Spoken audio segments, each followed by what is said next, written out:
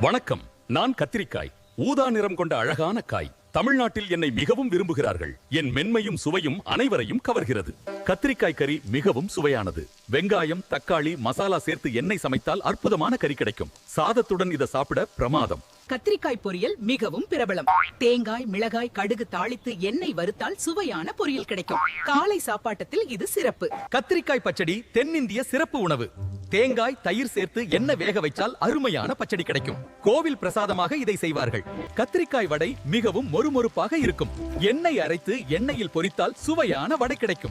மாலை நேர ஸ்நாக்காக இது அருமை. எண்ணில் நார்ச்சத்து நிறைந்துள்ளது. செரிமானத்திற்கு நான் மிகவும் நல்லது.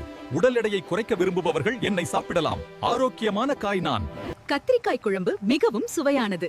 புளி, மசாலா சேர்த்து எண்ணெய் சமைத்தால் அருமையான குழம்பு கிடைக்கும். சாதத்துடன் இதை சாப்பிட அற்புதம்.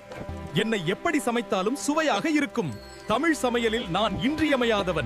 என் ஊதா நிறமும் சுவையும் அனைவரையும் கவர்கிறது.